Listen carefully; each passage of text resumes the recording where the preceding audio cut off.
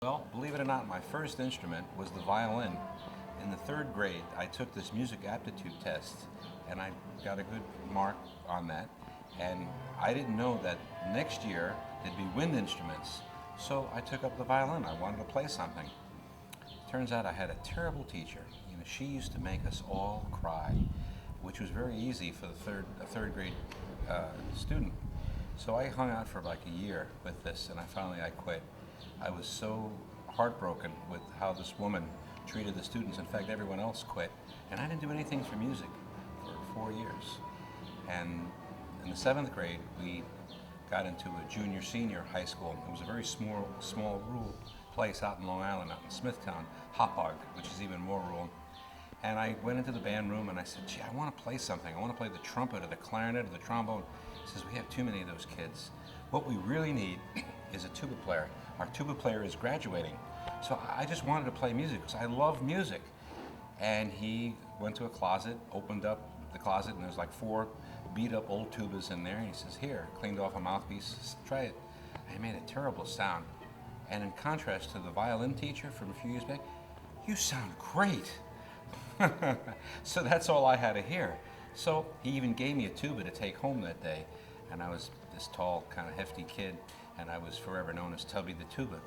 So anyway, one fateful day, see, I've been listening to this music ever since I was 5 years old, the old jazz music from my grandmother's phonograph record collection.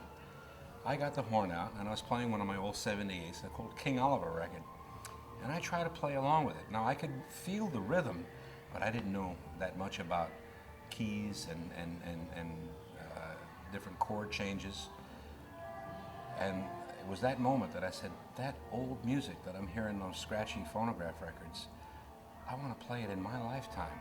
And that's pretty much my jumping off point for this whole crazy passion.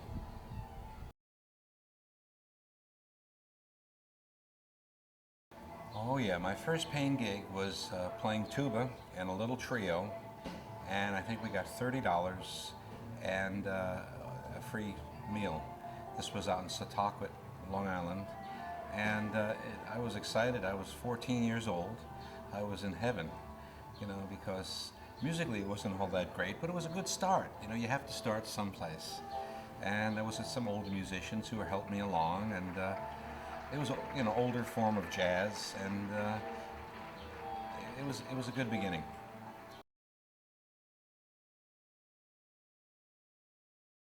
Well, the first gig that we had with the band, which was called the Nighthawks, was back in 1976.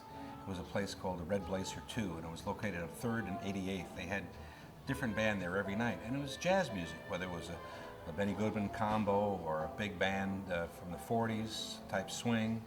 And we came in with this 1920s and 30s jazz age big band, and that ran a good 5 or 6 years. We had all veterans of the big band era, like Bernie Priven, who was with the Artie Shaw band, Jimmy Maxwell, who played lead with Benny Goodman, Clarence Hutchinrider on the clarinet that played with Casaloma band, Carmen Mastron, who strummed guitar with Tommy Dorsey, and lots of other folks like that would come in. And these guys were just so happy that I was calling them. I was in my 20s, so it was sort of a preservation hall, so to speak. No one would call them anymore, the age discrimination. I said, can you play? Do you want to play? And do you have a tuxedo? And they said yes to all 3, and I said, let's go. And these guys were so great. They taught me so much. They told me a lot of stories about their experiences in the big band era and working for band leaders. Some of them nice stories, some of them not so nice. But you learn a lot from older people.